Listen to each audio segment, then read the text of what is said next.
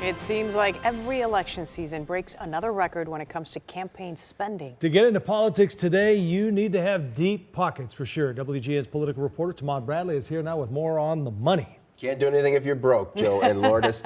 The numbers are mind-blowing. Governor Rauner and J.B. Pritzker, two extremely rich men, have spent a combined $228.9 million in the governor's race. It's an Illinois record and just shy of the California governor's campaign in 2010. It's Goliath versus Super Goliath. David can't buy in. One guy is worth $500 million, the other more than $3 billion. Thank you very much. In Illinois politics, money talks. And we hear Governor Rauner and challenger J.B. Pritzker loud and clear. They're so loud, other voices are being drowned out. As governor, Not only are they self-funding their campaigns, they're subsidizing their political parties. Elisa Kaplan is part of the team at Reform for Illinois, which keeps an eye on money in state politics. This is completely unprecedented for two people to have the level of control that they have over their respective parties. The political takeover started with Governor Rauner, who in 2014 spent more than $65 million during the primary and general election. Much of the money came from Rauner's own bank account. The richest man in Illinois, hedge fund CEO Ken Griffin, and businessman Richard Uihlein. Where does that leave your everyday Illinoisan? This cycle, before the primary got underway, Rauner deposited tens of millions into his account. But then came J.B. Pritzker. To date, he's given his campaign committee $146 million.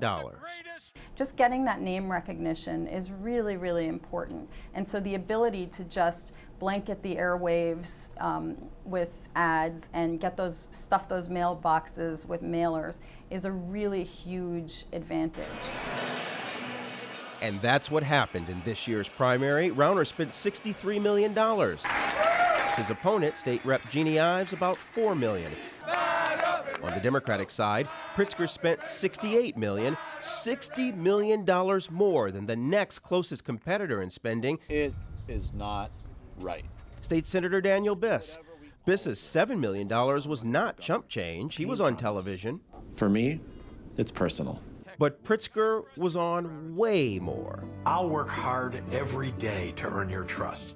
Look, I think obviously money is really important in politics, and candidates with access to different levels of resources have different opportunities. The money also means control. When these folks are in Springfield or Washington making decisions for us, in the back of their mind a lot of the time is that next fundraiser that they're going to be trying to have in a week and a half. And too often they're worried about how their votes in Springfield or Washington are going to influence their ability to raise money afterwards, and that's the worst problem of all, in my opinion.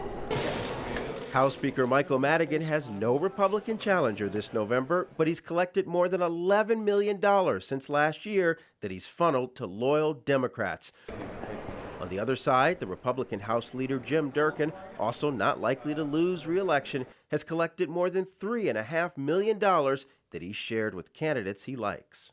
The danger is that it's this very top-down structure where many people, individuals, candidates, officials, and organizations run the risk of being indebted to one individual. Making matters worse, independent expenditure committees, or super PACs. It's the cancer in politics. Lou Weisbaugh is a former fundraiser for the National Democratic Party. He says the big bucks make government unresponsive to the needs of citizens. You tell me what the Democratic Party stands for today. You tell me what the Republican Party stands for. You can't really answer the question because all politicians stand for whatever it takes to win their next election.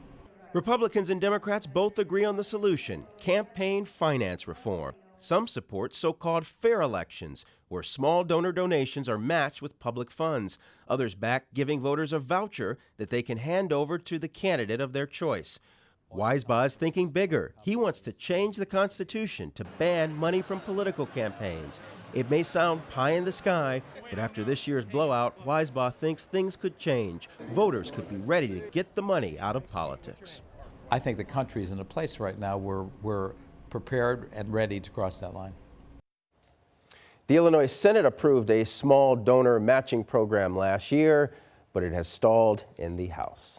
And you see the same pattern in local, when you look at the mayor's race and other local elections as well. The exact same thing. Same and thing. If you have money, you can get your message out. If Okay. you don't, you can't. Thank you so much, Taman. And you can follow all of Taman's election stories and more political news in the weeks leading up to the midterms next month. Check out a special section on our website, WGNTV.com/Decision2018. You can also follow along with our free WGN News app by enabling some of the push alerts on there. Election Day, by the way, is November 6th.